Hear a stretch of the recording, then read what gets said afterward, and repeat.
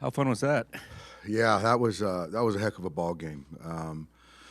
Lots to unpack in that one. To come away with a win right there, huge momentum maintainer, and so looking forward to getting back home. But great ball game, great plays, huge win. Did you consider at all going straight to Sasaki in the ninth, and what ultimately made you go with Treinen there? I thought about it. He hasn't gone 2 out of 3 much at all. Just figuring the run right there. Blake's pitched some of the biggest outs innings in the postseason for us, and felt really confident right there. And with Vesia behind him if needed. And so I didn't want to just kind of, preemptively put him in there. I felt good with who we had with our leverage relievers, a couple of our highest leverage relievers. And, fortunately, he was ready when called upon. And I liked him versus Trey. And he got a big out for us. And just one last one from me, just kind of in the context of this series, in the context of what you guys are hoping to accomplish this October. Just what does it mean to get the 2 wins here? It's huge. It's absolutely huge. Guys are really stepping up. I thought Blake threw a heck of a ball game, Blake Snell, and what Emmett did was fantastic. I thought his stuff was good tonight, and obviously what Roki has done has continued to show, has been very encouraging for on a lot of fronts. Next question. Go to Jack on the right.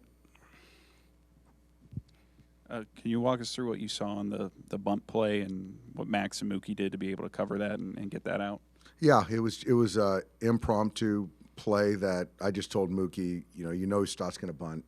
He's a good bunter, and so let's just run a wheel play, and Max be aggressive, field it, and Mookie get over there and beat Castellanos there, and those guys executed it to perfection. It was a lot tougher. They made it look a lot easier than it was. And for me, that was our only chance really to win that game in that moment. Rob Thompson mentioned that part of why Stott stuck with the bunt is because Mookie almost disguised it with how late he broke to third. Just for him to execute in a moment like that at this new position he's playing, what does it say about his growth there? It's just he's a baseball player. And, it's one of those things where you can kind of organically create a play, and certainly it doesn't happen with a tag play at third base.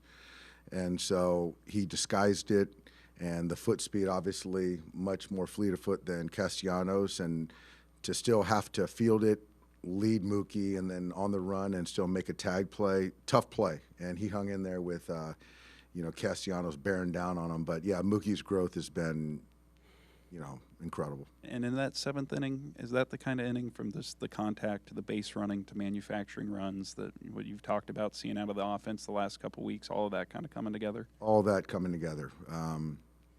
Just really good at bats across up and down the lineup, and even, Will being inserted in the game to get a big hit right there versus Kirkring. Can't say enough about what Ben Rortvet's done for us, to be able to kind of hold it down for Will to get into the game. What he's done with our pitching has been incredible. And then, the defensive plays by Freddie, huge plays. Even in that 9th inning to get the force out, and then to get that kind of in-between hop from Tommy, that was a huge play. So just the at-bats, taking walks, and, all of that, the defense, base run, everything, just top-notch. Next question. Can you go far left, first row?